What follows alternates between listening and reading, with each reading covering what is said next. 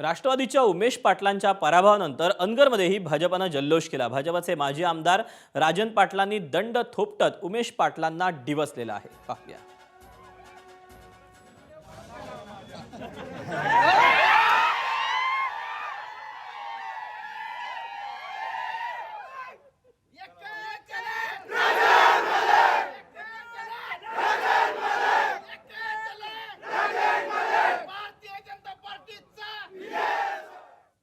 परभणी जिल्हा परिषदेत पालकमंत्री मेघना बोर्डीकर यांच्या नेतृत्वाखाली भाजपनं 54 पैकी 24 जागा जिंकल्या आणि राष्ट्रवादीला धक्का दिला।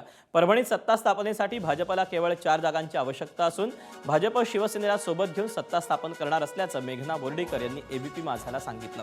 तर 16 जागा जिंकणाऱ्या राष्ट्रवादीचा विचार हा भाजप करत नसल्याची माहिती देखील बोर्डीकरांनी दिली। आनंद होतोय।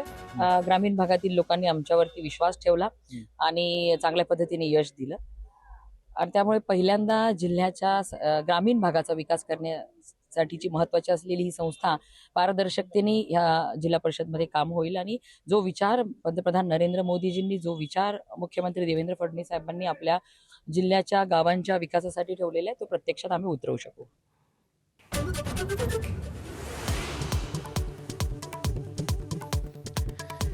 जिल्हा परिषद आणि पंचायत समिती निवडणुकीतही महायुतीचाच बोलबाला। भाजपचे सर्वाधिक सदस्य, महाविकास आघाडीची पराभवाची मालिका कायम।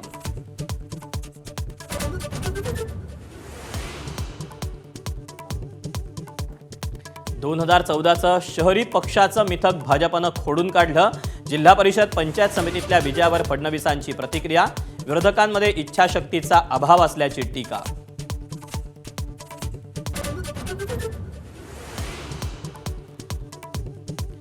दिग्गज नेत्यांनी राखला जिल्हा परिषदेचा गड। गोगावलेंचा पुत्र राणा जगजित सिंगांची पत्नी विजयी, तर वरपुडकणात जयकुमार गोरेंच्या कुटुंबियांनी चाखली पराभवाची चव।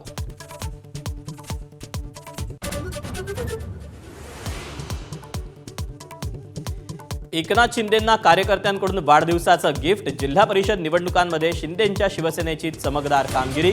कोकणचा गड शिंदेंनी राखला।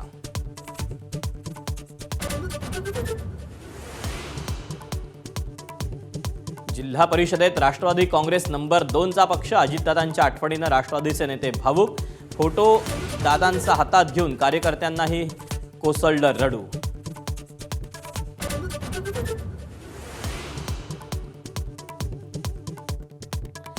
लुकआउट नोटीस आणि आरोप असणाऱ्या लोकांना संघाच्या शताब्दी कार्यक्रमाचं निमंत्रण। संजय राऊतांचा घणाघात, तर राऊत संघावर बोलून सूर्यावर थुंकण्याचं काम करतायत। भाजपच्या नवनाथ बन यांचा पलटवार।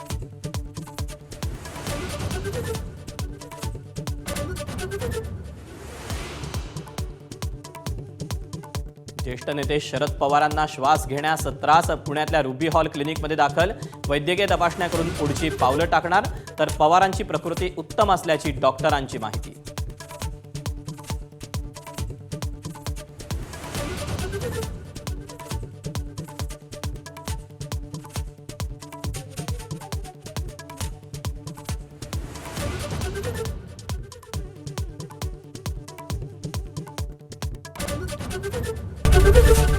एबीपी माझा, उघडा डोळे बघा नीट।